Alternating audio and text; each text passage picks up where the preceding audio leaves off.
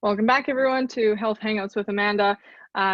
If you're just joining us for the first time today, we are releasing one video per day for the duration of time that we are in lockdown because of this pandemic. And so why we're doing that is to spread strength, hope, and love to those of you who perhaps don't know how to ask for help and are struggling and want some ideas of what you can be doing to help sustain yourselves and your mental health, or try to add value or happiness or whatever you're looking for to your lives. So every day is a different interview. And so today we have Alice with us, and she is a longtime friend of mine from years past now. And she works as an economics professor. And so Alice, thanks so much for being here today. And yeah, just if you want to talk a little bit about yourself, just in terms of like who you are, and then I'll just have a bunch of questions for you. All right, great. Well, thanks so much for inviting me, Amy. It's always so wonderful to see you. So I feel like I've gotten to see you a little bit more, weirdly, since we've been so far apart, and this time has really just kind of shifted everybody to thinking a little bit more about interacting with people like via the internet. So there's no restrictions on location, so it's been really great. So a bit about me. As you said, I teach economics. I teach microeconomics, and I think about areas of equity, poverty, and economic development. So I think that's what I spend most of my time in. With the current situation, I've been engaging a lot in policy conversations, and some of those have been extremely challenging, and I have to admit, take a bit of an emotional toll. But generally speaking, the topics I work in are pretty heavy sometimes, so maybe that's nothing new, but often the topics I think about and I research, they often can seem far in the past. And I work a lot with data too, so they can seem a little disconnected from human experience. And doing some of the work that I've been doing recently, I'm talking very directly with people, and in that, it's really hard to disconnect the economic story from human suffering. And of course, you try to do that with numbers in some of the work I do anyway, but it does distance you a little bit from the people who are actually suffering. So that's been a new experience, I think, for me in my position. So that is interesting thinking about unemployment, lost revenue, closure of businesses, all these things. When you're talking with the people who are experiencing them directly and saliently and now, and you're trying to change policy, and you might be able to actually influence policy to improve people's lives. So it's a very currently, just about me, I guess, like as you've asked, I'm feeling in my current work, it's testing me as a person too, I think, and also my own coping strategies a little bit more when you're engaging with other people suffering, which I can remove myself from often behind a computer screen or in another form. Working with numbers, which can be aggregate pain, but looking at aggregate pain and economic suffering is different than working with people one-on-one. Yeah, there's been all kinds of different things that we have to now face with the changes in the world, and coming online is one of them. And one of my experiences is that even though like with you, for example, right, you said we've seen each other a lot more since like before. Like normally we would like it wasn't much, you know, we talk once in a while, but there was like, you know, a year in between each time I would ever actually be able to be around you. So now it's much more frequent, but it's digital. Yeah, exactly. Right? Yeah. And that's the one thing that I'm learning about this, is that I've worked online for a long time, but I have not digitally connected with friends nearly as much as I am now. And it's not just friends, but it's just like every day I'm doing a different video, and some days I'll interview 3 or 4 people in one day, and some days I won't have any interviews, but you know, working also on top of that. But what's so cool is that connection for me has been so much more frequent than it has when I was allowed to see people in person. And I think what lends itself to that is the fact that I am not going into the office. And although, yes, we're running the counseling business, there's the other business is not functioning anymore. So I have all this time, which is wonderful to be able to share not only the connection that like this, but also that strike hope and love with others who Yeah. might be watching, right? So yeah, I know a bit about your work. I mean, I've known for a long time the type of work that you do, but it's so not my wheelhouse. So it's like totally different. But for you, I know that you spend a lot of time sitting behind a computer and working with numbers and researching, and I admire that greatly, although it's not something I think I could do very well. For me. That is false, surely. You might I get don't know. bored with all the numbers and not talking to humans. Well, that's true. That's very, very true. Very true. So I don't know how researchers like do it, but for you to now, you're saying it's shifted a little bit, and you're actually having to talk more to people. And are you finding for yourself that there's more connection in that it's causing your work to be, and this is a bias of mine, but to like connection for me equals greater value. So you, even though you're sharing or witnessing in the suffering that other people are going through, and you're having difficult conversations about perhaps policy change and things like that, is there greater value and connection for you in your work as you experience that? I mean, I think that's a really great question. I think that so all economic data has a pretty substantial lag. So I think that we're seeing this particularly during this pandemic, is that a lot of unemployment numbers are really just like projections, right? The actual data isn't in yet, right? So even the very simple statistics that we think should be available instantly aren't, right? So they're at least available with like a month lag. Like we don't know necessarily employment rates right away. So by necessity, economists always work with historical data in some sense, some more recent history than others. So the data, again, if you're talking about large aggregates and also past data, there's a disattachment. And even though you can feel human suffering through that and think about how horrible it is, like you said, you're not trying to address things as they're happening and talking to people. So I think that I find sometimes working with those high level numbers or this historical data, particularly when it's dramatic, to be very emotionally exhausting. So I found that emotionally exhausting, but even with those kind of high level historical aggregates. But then when we start talking about engaging with people directly, so far for me, it hasn't felt like connection, because a lot of the conversations that I've been having are around systems and their impacts on people, and the system's irresponsiveness to the needs of people, and coping with massive structural barriers that inhibit access to resources that people need right now, that wealthier people might be able to get with greater ease.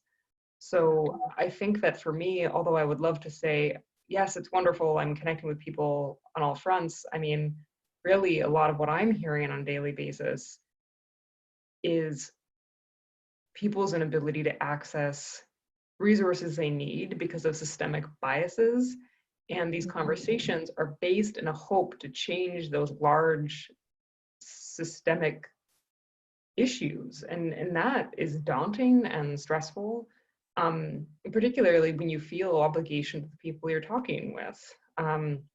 So I have to admit, it's not all horrible and stressful. I mean, having conversations with people where you're seeing amazing work that some people are doing to provide access to some of these resources that are available through like really impenetrable and biased structures is, that's amazing. It makes me feel really good that there's something in the world that's working, you know? So I've had a few of those conversations recently, and those are just like so wonderful and brilliant. And especially when you hear something that you've done, if that was helpful or meaningful, or that also is amazing. So of course that feels really good, but I think that, and I mean, I guess we're also so the conversations I've been having are less on like a personal level and rather about like people's own struggles with these big systems that are slow moving, frustrating, things that you're just sometimes feeling, I end up feeling overwhelmed by, but yet a deep personal desire to help change, and that can make you feel really hopeless, because a lot of the work I would do on a daily basis as someone who's doing research is like, you're contributing to a broad social narrative that will result in change in the long term, not like an instant, like we were supposed to have access to this program and now I can't pay my mortgage. Why isn't it working? You know what I mean? Or Mm-hmm. what are some of the issues I'm having in accessing this funding? I mean, that's not something that I have engaged with on a daily basis previously. So I think that that may be part of the reason why I feel a little bit more stress and pain, and not necessarily a feeling of connection. And maybe it's this feeling of obligation. I don't know. I'd love to know like what like psychologists and others think about feelings of obligations to others when others are in distress. Like, does that make greater connection? Does it make less connection? Like, I don't even know what I should anticipate in that system when like let's say, do you know of a generalized theory where there's someone in a position of power, they feel obligated to someone who might have less power in a system, then and that person who has less power is currently in desperate need of something, does that increase or decrease the feeling of connectedness between these two people, right? Like, I don't know. I don't even know what I should anticipate, but right now it just feels well, and so I'll answer that in a second, the best way that I can, but I think we're in, like I was saying before, we're in such different wheelhouses, right? And so I'm not sitting here having conversations about policy change for people who are really suffering. And that must be really difficult. Like when you're trying to fight for the person who, you know, can't fight for themselves because they don't have that position of power. And like, I can't imagine what that would be like. Like, you know, we have conversations here where, you know, to spread the strength that we might have, just to share it and say like, here, take this strength and apply it to your life and do what you can. But we can't, like when we're thinking about economic policy change, we can't just say, okay, here, take this strength that we're saying in words and do what you can with it. It doesn't work like that. It's like we need to have policies in place that actually provide people with the funds that they need to be able to pay their bills and whatnot. So I'm fascinated by the work that you do and know very little about it. But yeah, so, you know, perhaps it's the wrong question of like the connection piece, because that's my bias. That's where I come from in what we're doing in these videos. But I think for me, my interpretation of your question around, like, I guess this is my, just my interpretation of it. Can connection be created when we're fighting for a cause for someone who can't fight for it themselves? And my answer is yes, for sure. I think that it's a question of understanding or asking ourselves, like, why are we doing this? Like, why is this important to us? If we do find ourselves in a position of power over a marginalized population of some kind, why do we fight for them? And in that, there is a connection of humanity for the value of it creating value for these people or this marginalized population. And in fighting for them, even if you're not talking to them directly, to me, there's connection there on and I don't come from a religious place as I say any of this, but there's like a spiritual way of connecting, even if you're not talking directly to them. It's kind of like, and please, like, for anybody out there who kind of thinks that I'm not educated well on this, I'm not. So don't quote me here, but you know, we've had a lot of comments of people saying, I'm really happy to see what the Canadian government is trying to do. Like they put together this emergency fund and it's very easy to access these emergency funds, and they seem to be really dedicated to helping and like fixing everything later, like just like doling out these funds. And when I think about Trudeau, and I don't watch all his addresses. I was in the beginning, and I, you know, I'm not anymore as I try and step back from things for my own mental health. I have limits to how much news I watch, but I think he's still doing an address every single day. Right. And so, you know, putting himself out there and saying this is that and that is that, and this is what we're doing to try and help. Like there's connection that's being created by everybody who's watching that, seeing that there's, you know, aspects of the government that are fighting for rights for those people who can't pay their bills anymore. And so I don't know if that's a great example, especially coming from your point of view in your work, but I even think about another example of doing these videos. I'm not talking to the 100 people who watched the video that was released this morning. I don't know who's watching them, right? But is there a connection there on a human level? Absolutely. So I think the work that you're doing, it's fighting for the rights of these marginalized people. But I don't even think that we have to talk to them. It's coming down the line saying, this is what we're doing to fight for you, right? And that's what I mean. Like, so there's that overarching connection, but then we also have, you know, the one-on-one connection like we have right now, you know, and so it's different, but it's still for the benefit of humanity, right? All of it in different ways. So that's kind of what I heard you say, is that you're fighting for a cause, even if it's really tough for you, or it's challenging conversations, but it's, and whether it goes anywhere or not, we don't know. These are just conversations we're having. But yeah, I would love to know kind of how you feel about what I've said, but also more about your work in terms of, why it's important for you to fight for these marginalized populations, or however you want to describe that. Yeah, well, thank you. I mean, I want to just reflect on what you've said. I think it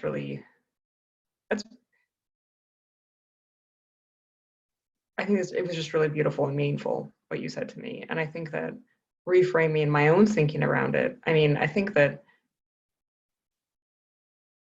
because I've felt in such a privileged position, it's sometimes easy, and I am still working very hard to try and make the world even just marginally a bit better, particularly in this time of crisis, to remember that even if you feel like you can't change everything instantly, like you want to change it, the fact you're being hopefully part of a broad solution can provide comfort, right? So that's maybe something that I should remind myself of, right? That I am connected to the people that I'm working for. And even if I'm feeling like I'm struggling against a big system that may not always deliver, at least I'm fighting for someone and something. So that's really a great reminder. So thank you for that. You're welcome. So, sorry, I forgot the second part of your question. Yeah, well, I'm curious why you're doing what you're doing. Why is it important to you to be having these difficult conversations and trying to affect policy change? So it's funny. So I think that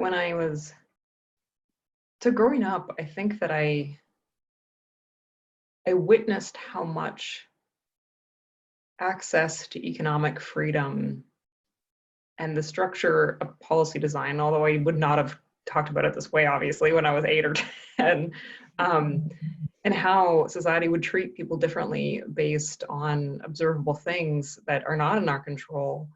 It emphasized to me the importance of creating and structuring an economy that could support the freedom of everybody equitably.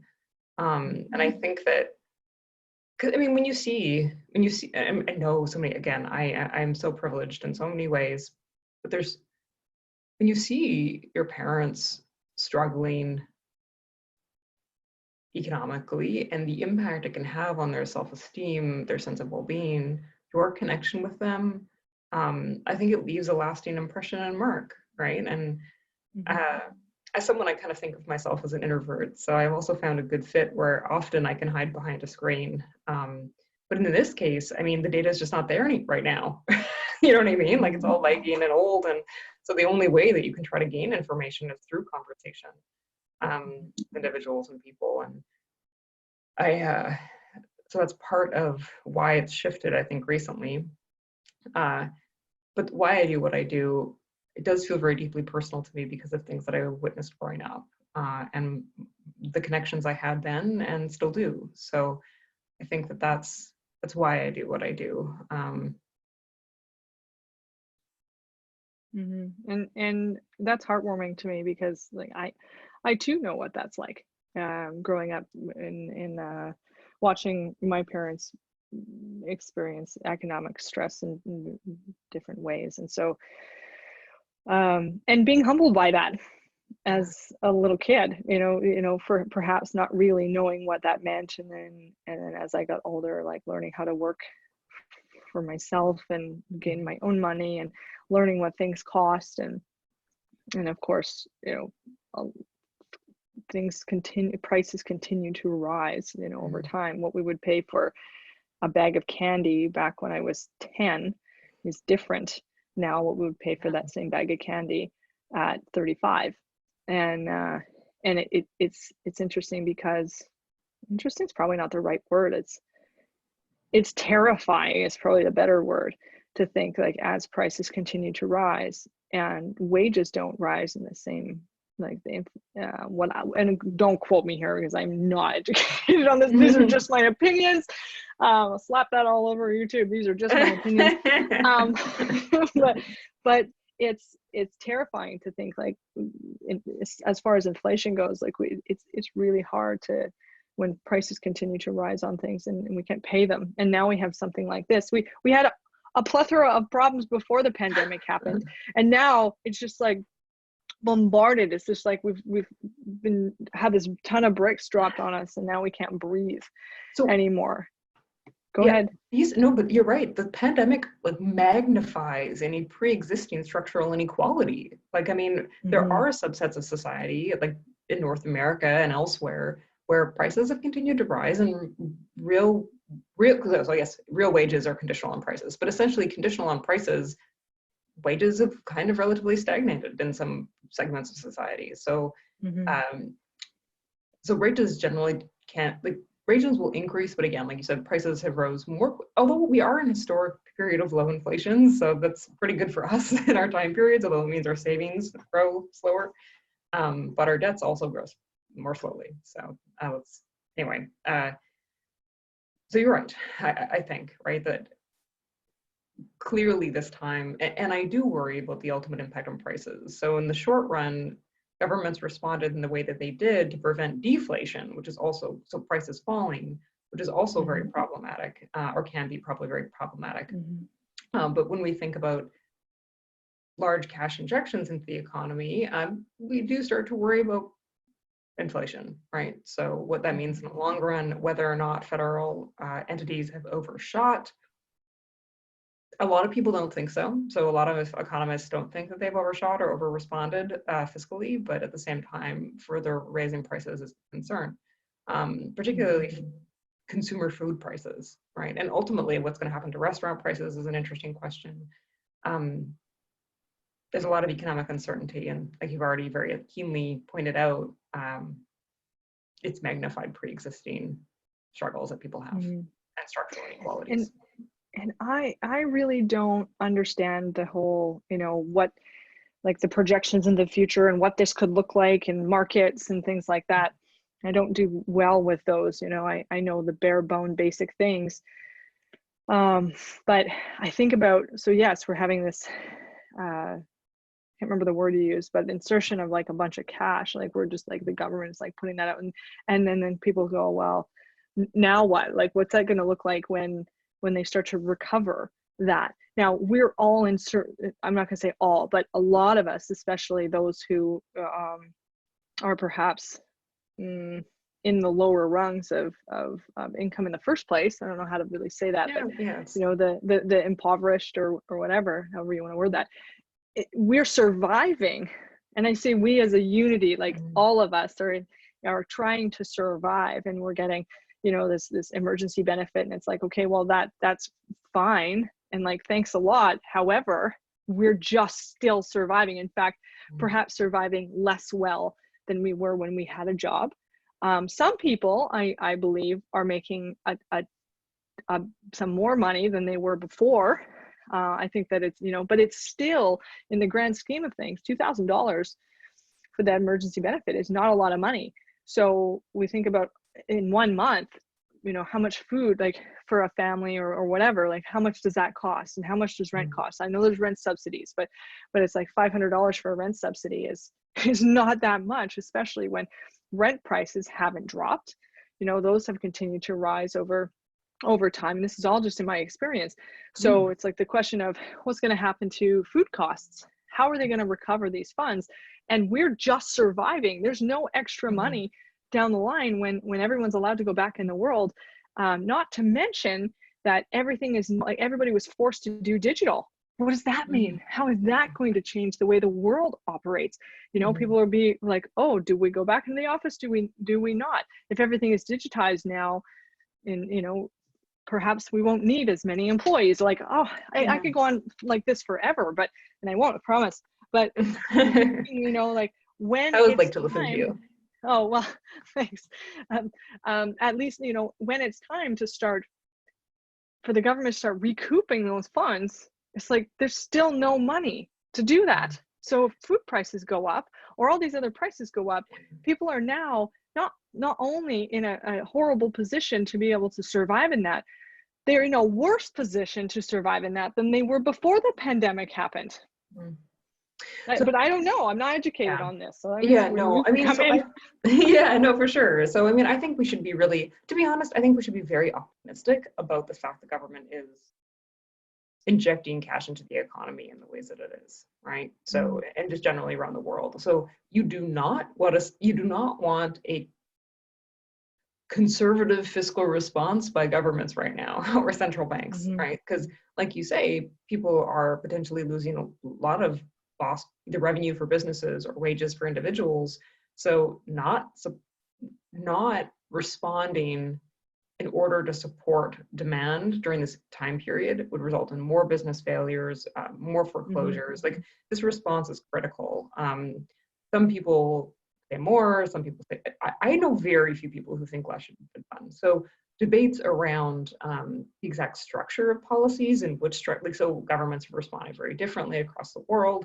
The American response has been arguably much less generous at the level of the individual than the Canadian response. So for example, if you have an income less than $77,000 a year in the United States for 1 month, you got a little over $1,000, right?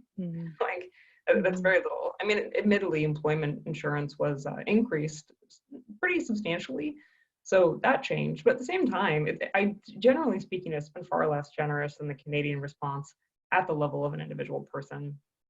So exactly how you want to structure, although it's actually infused more cash into the economy in other ways. So how we should best respond to this is a matter of debate, but I would not be worried about government deficits at the moment. I think that's the last thing that we should be concerned about, particularly when inflation has been as low as it has historically, which means that right now that's pretty cheap for governments.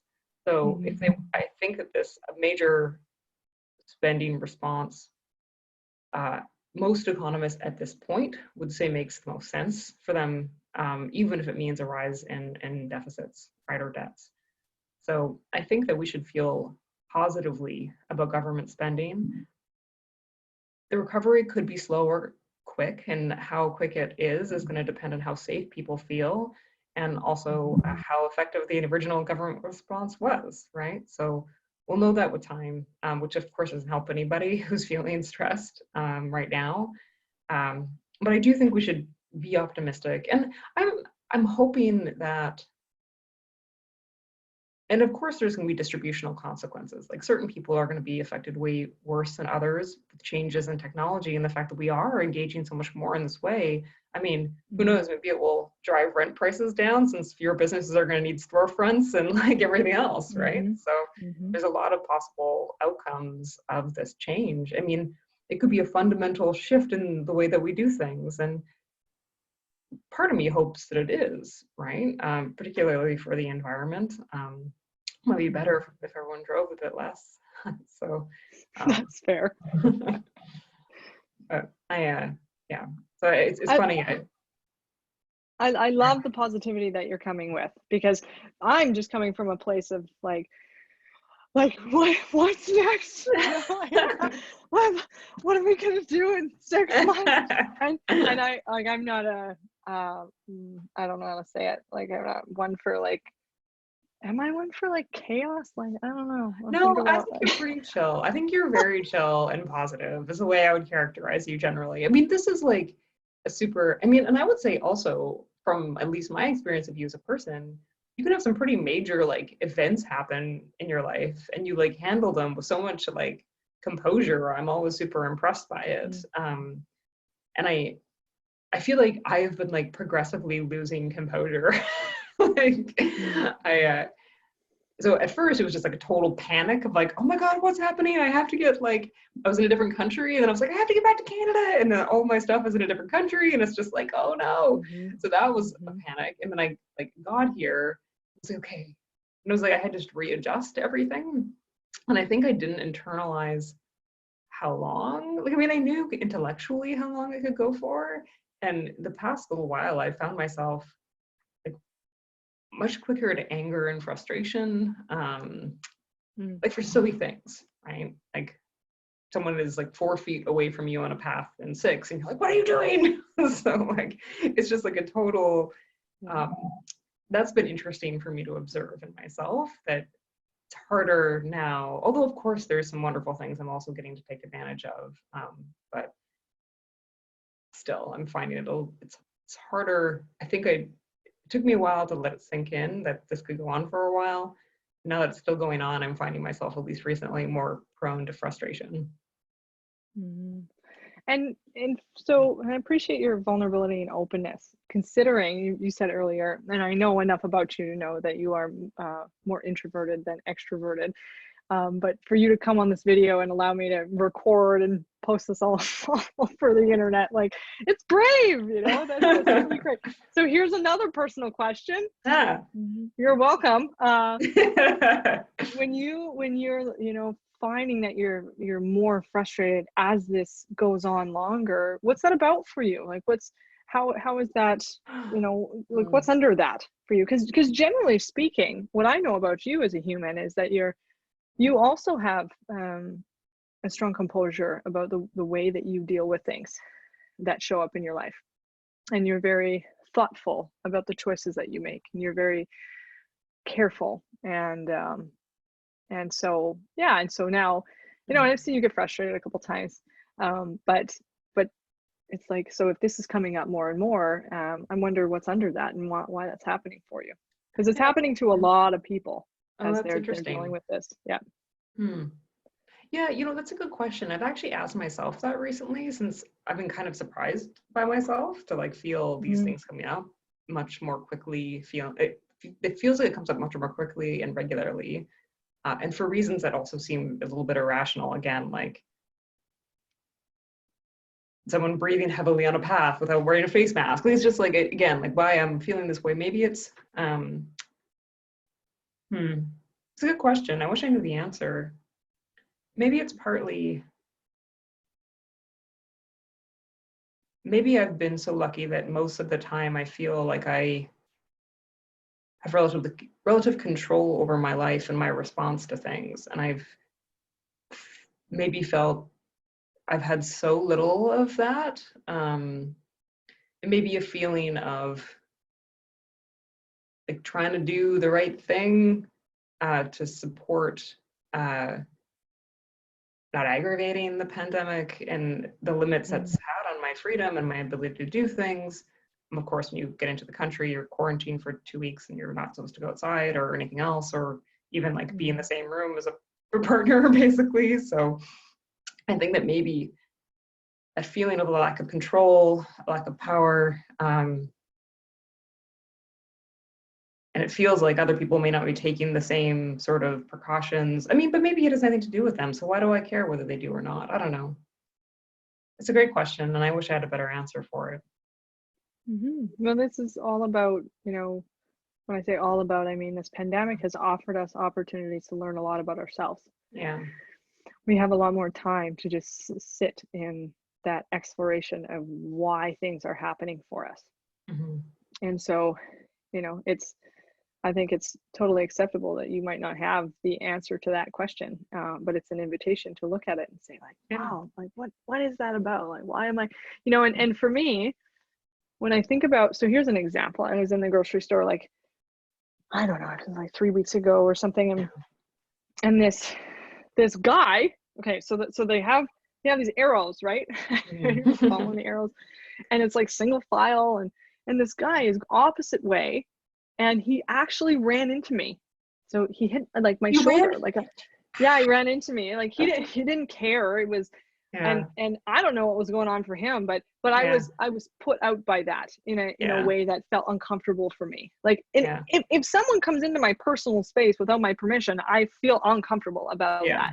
that. And this guy, he was in a hurry, and he was in the middle of the aisle going the wrong way, and by like, but it's Yeah. hard. Like, we've had these sanctions put on us, and you're like, you're not allowed to do this and that and that, and then Totally. it gets annoying because have you tried to walk down an aisle where the Totally. arrows are Yeah. pointing the other way, and you're like, ah, damn it, like I have Yeah, to go exactly. now You to the just like next didn't even aisle, like realize and the I didn't want arrows. to go that way, Yeah. kind of thing. I don't Totally. need to go down this aisle. I need to go down that aisle. So you have to go around, and then you go down Yeah. the aisle, and then you come back around, and it's annoying, right? And some people, they have so much stress in their lives Yeah. that they're like F this. I don't care, and I'm just gonna beeline it to, because the cash registers were behind me as I was going forward. But so when I think about instances like that, Yeah. and I saw him coming, sort of, and then I tried to move, but he still bumped me, and I thought, oh, like, and I held my breath while that happened also, because this is an airborne thing. And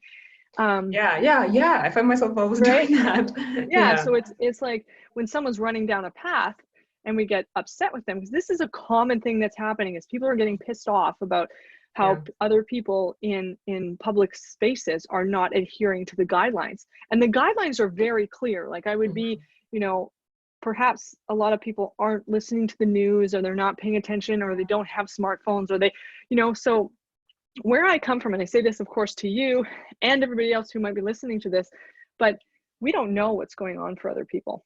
Yeah. And True. I think the most powerful thing that we can be doing is understand what's going on for us. And I'm careful to say this, but like moving ourselves away from the things we don't understand.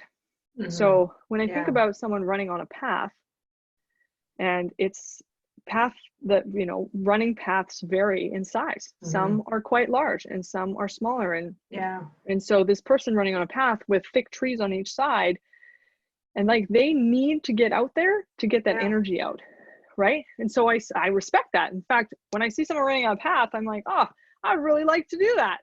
I'd really like to go for a run. And I don't do that largely, and I want to do that more, but I have my own reasons for not doing that, and it's largely because of schedule problems and not paying attention enough to my schedule, and not booking anything, like choosing myself and my health, which I'm working on. But I go to a place of, it's like benefit of the doubt. So that guy who ran into me in the aisle, I thought to myself, he might not be having a very good day. Yeah. And or maybe he's just a jerk. But why is he a jerk? Maybe because his partner just left him, or his child just died, or like, we don't know what happens to people. And some people are in their arrogance, and they don't care enough, that they're just like, I don't care about other people, I just need what I need. And sometimes that's the case, but we never actually know what is happening for them.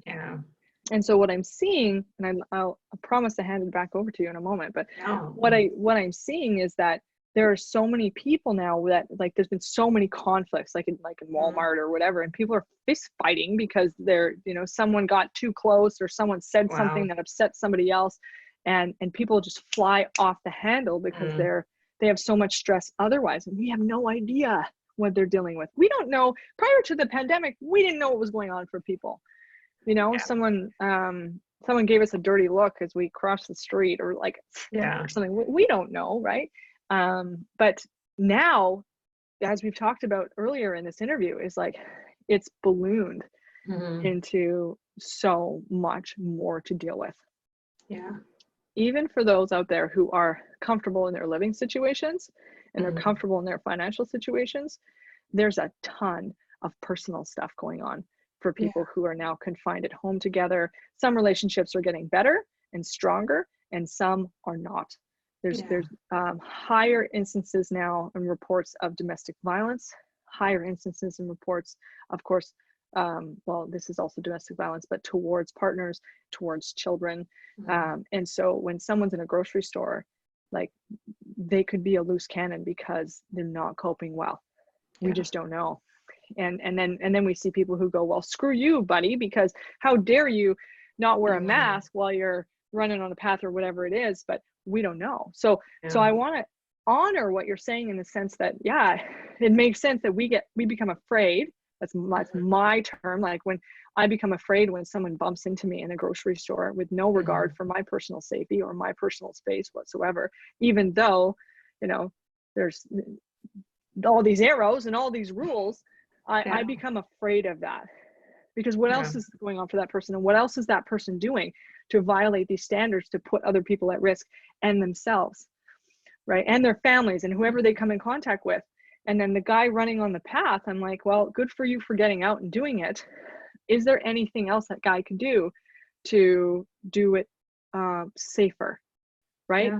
I don't know, right? So for those out there who are watching this, and like, I guess my message and the theme of this is kind of shifting a little bit. My message is like, we don't have to be okay, I'm careful to say it this way because I think honoring our feelings is really important, but we can have strength over those in that we don't allow them to control us, right? So if we're super angry at someone who's not following the rules, we can do something about that to help ourselves. And part of that is being able to say, A, I'm not in control of what they're doing.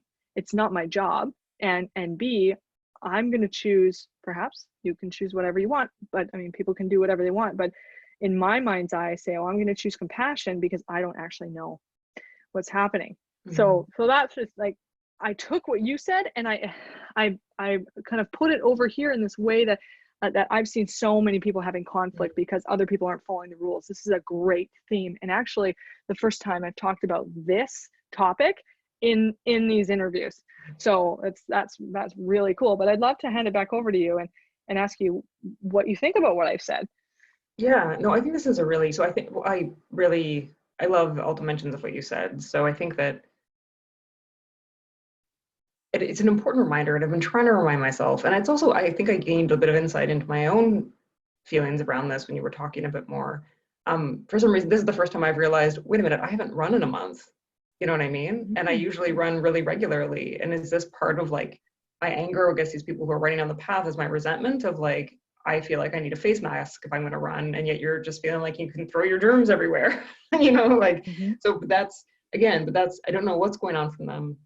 I've been trying to, and it was actually mostly this morning, really, after trying to like get a bit of exercise, and then just several other things where I was like, okay, this is obviously getting to you, you're feeling a lot of anger, try and think about something you're grateful for, or, you know what I mean? Like, I know that people talk about that often as like finding gratitude as a way to, I think it helped a little, I'm not sure, at least a little bit, but you're right, like choosing compassion for other people, reflecting and trying to control our emotions, because I mean, frustration doesn't serve me, right? Even when I'm being totally selfish, is a crappy way to feel. So trying to take ownership over that and exert some control with my higher self over this frustrated little self, whatever that person is feeling. And again, like you said, honoring that is important, but it's not going to really protect that person from that feeling, who's ever feeling that or experiencing that, which is obviously me in some ways, but trying to separate your higher self, I guess, the self that knows what you want to feel and how you want to be in the world,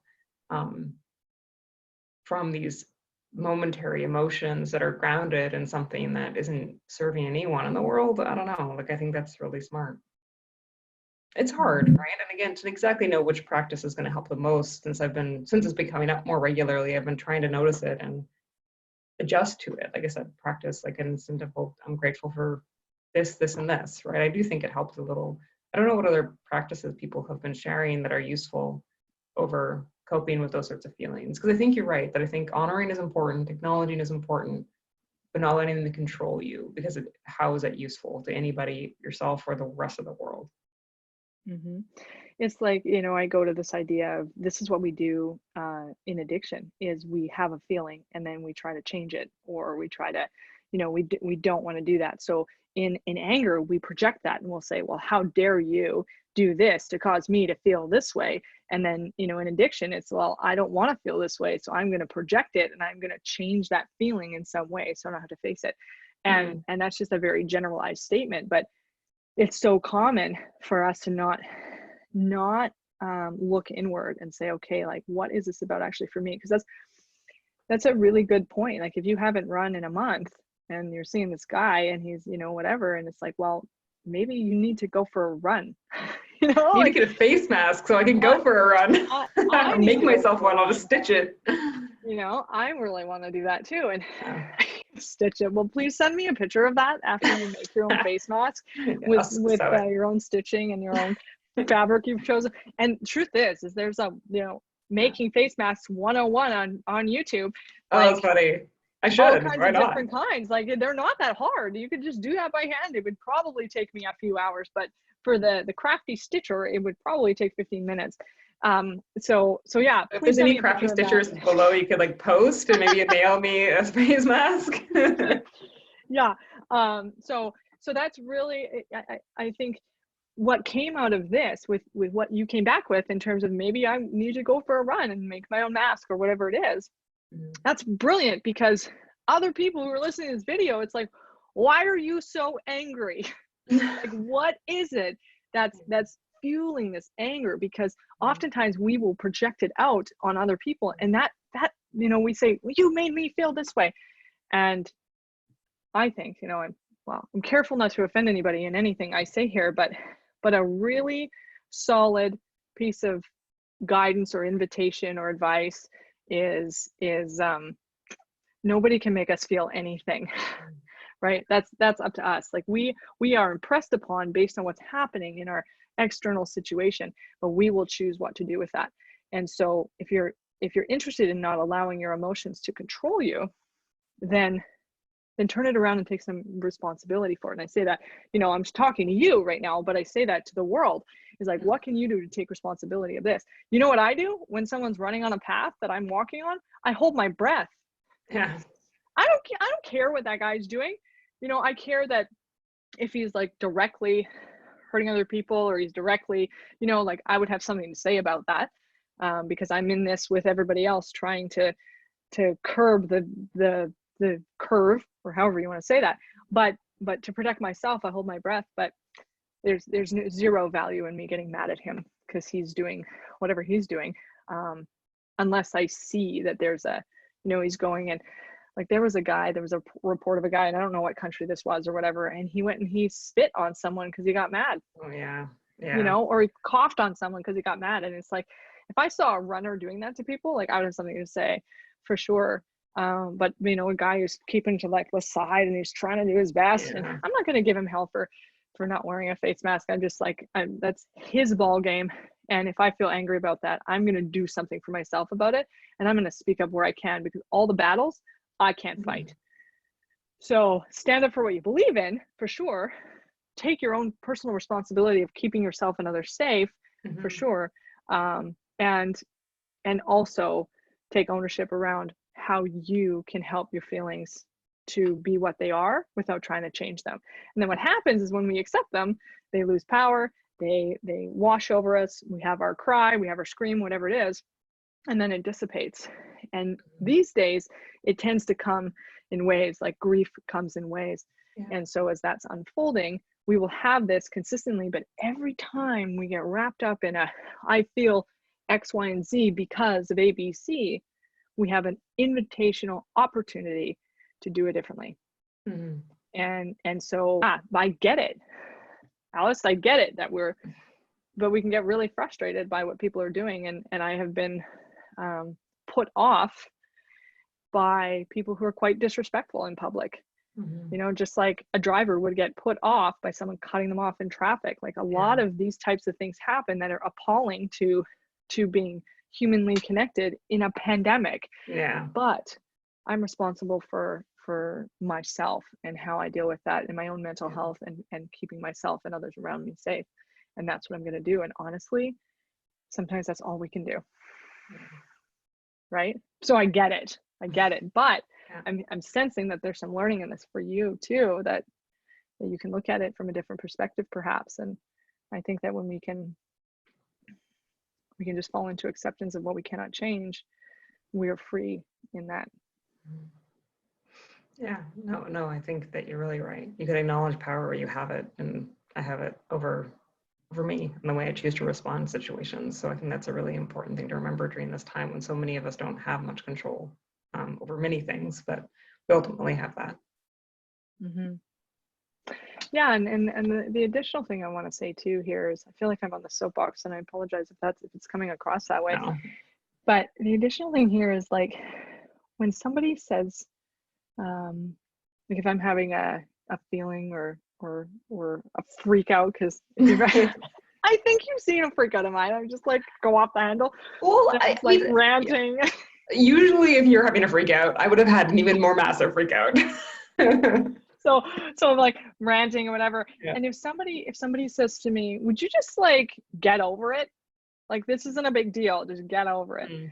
And I just want to put out there as an encouragement to people that as a kind of like what I said before is we don't know what's happening for people. And what that person may be freaking out about is not actually what's happening in front of them. They might be freaking out about 10 other things that happened that week that they have no control over. And the theme of what I'm hearing in this conversation is this is about not having control over what's happening in our lives. And we try desperately to control what we can. And an example I can give is, years ago, I was having this massive fight with a partner of mine, and it over the garbage, like taking the garbage out. And he was sitting there going, like this was years and years and years ago. And he was like, I don't know what's wrong with you. Like, I have no idea why you're freaking out about, like, just take it out. I'm like, I always take the garbage out. or whatever. And that wasn't even true. He took the garbage all the time. And I went to my therapist and I said, yeah, I just like, we had this huge thing over the garbage. She was like, it doesn't sound like that was about the garbage. It was true. And I was like, oh. So now with the mounting pressure, like as time goes on, that pressure will continue to mount for so many people because of the uncertainty and this mounting pressure. Those types of conflicts will happen more often, where there's a guy running on the path and we don't know him, or our partner doesn't take the garbage out or put something on top and then it falls all over the floor. We're like, what human things that happen every day. And I just hope everyone can remember, including myself, that we don't know what's going on for people. And then if we can show up with love and compassion, and even if we don't talk to them, we can still approach them with compassion. Just like with the policy changes that you were talking about earlier. It's like, you're not talking to these people, but you're showing up for them with love and compassion of what they might need or what they're saying they need, right? And that's the most beautiful gift that we can give to humanity, because there's only so much that we can do. But if we can show up with compassion for others and protect ourselves in that process, I think that's a beautiful thing for people. Thank you, Amy. No, you're welcome. So like this has been a really wonderful conversation, and I always love talking to you. I love how we're so diverse and what our lines of work are, and I love learning about what you do, and it's really wonderful also to share with you what I do, and I think that there was a really nice mix today of we started off with like the economics piece and we ended off with the emotional piece, which is so interesting because before I hit record, I said to you, some people are like more interested in the economics talks and some people are more interested in the emotional talks, and this happened to be them, which we didn't plan. None of these questions are planned. None of the direction that anybody sees in any of these videos are planned. So it's just, it's a heartwarming connection, and that's just natural. It just shows up when two people unapologetically connect with each other and are vulnerable in that, and so I'm just interested, before we go to close, because I think it's maybe a natural place to close, just what this talk has been like for you. Right now, a very clear feeling is of, I don't know how else to describe it other than joy. So thank you for, I don't know why that feels so good. Maybe it is just the opportunity to connect with you, the beautiful reminders you've given me. So thank you. Well, and you have such grace in the way that you show up here, and it's pretty neat because, I mean, for those of you who know me out there, I'm like cut to the chase. I'm very like, this is the way I see things, and this is, you know, whatever. And so it's like people who show up in these videos is like, you don't know what you're going to get, but you're certainly going to get straightforward stuff, whatever that is. And I just appreciate the grace that you showed up with today, because I didn't know I was going to say that stuff to you, and I didn't know what the impact would be on you or your emotions. And but the joy piece, you know, I really read that for myself, because I have joy too. I read that as just the gift of the connection in this moment, right? And that's what I was talking about at the very beginning. I can't remember if it was before I hit record or after, but we talked about how doing these videos, there's a mental health benefit.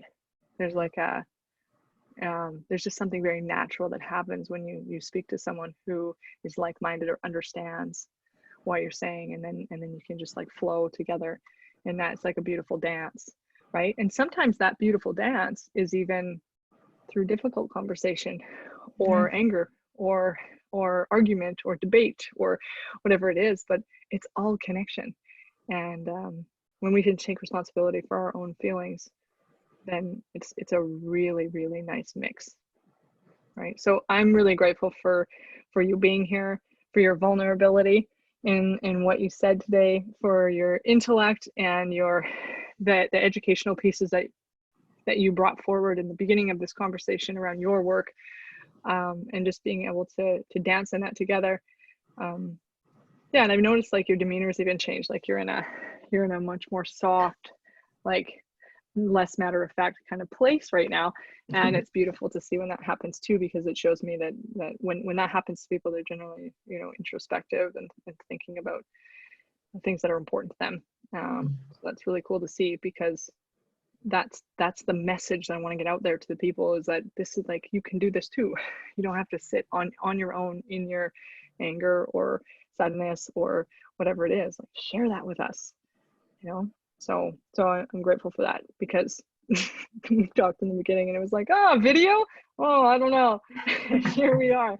And we actually tried to do a video like weeks ago, and the internet was so spotty and it wasn't, you know, but I think this just went brilliantly well. Oh, I'm really grateful for the opportunity to connect and learn from you. So thank you, Amy. Or Amanda. Well, you're welcome. I learned from you too a lot, and I always do. So if we could wrap it up in a way, I do this every video, or try to. A lot of people, they might not watch the whole video and they're just kind of jump to the end and say, you know, like, oh, what was the takeaway from the video? And do you have any, just based on the theme of today, do you have any advice or guidance or invitation for people watching it about what they can be doing to support themselves in bettering their mental health or persevering through the storm? You know, I always feel a little unsure when I'm put into like sharing emotional wisdoms. There are people in my life that do that far better than I do. I think what's been really useful for me is to remind myself to be compassionate, knowing that I'm also to others, but also to myself, and knowing that I'm doing the best that I can, and that I'm every day at least trying to make a bit of a positive difference in the world, whether it's staying at home, frankly, to try to protect other people right now, or just small things I do to try to make a difference in the world. So compassion to yourself and to others. It's not always easy. And also to recognize your emotions, acknowledge them, and then try to be a bit more, what's the word I'm looking for? Introspective and curious about why emotions are coming up, rather than trying to dismiss them right away by doing kind of rule of thumb practices that people sometimes talk about. But yeah, but being more reflective when I do that. Yeah, beautiful. And my takeaway from today, and my hope for others who've watched this video, is taking responsibility for our own feelings and not allowing them to run our lives, not running from them, being able to look at them and be inquisitive as to like why that's happening for us. And oftentimes it may not be about anybody else. It may really just be about our needs, right? So yeah, so it's beautiful. So I guess we'll close it there, and then I intend to perhaps Well, I don't know exactly what it'll look like, but see you at some point. Well, I look forward to it at some point.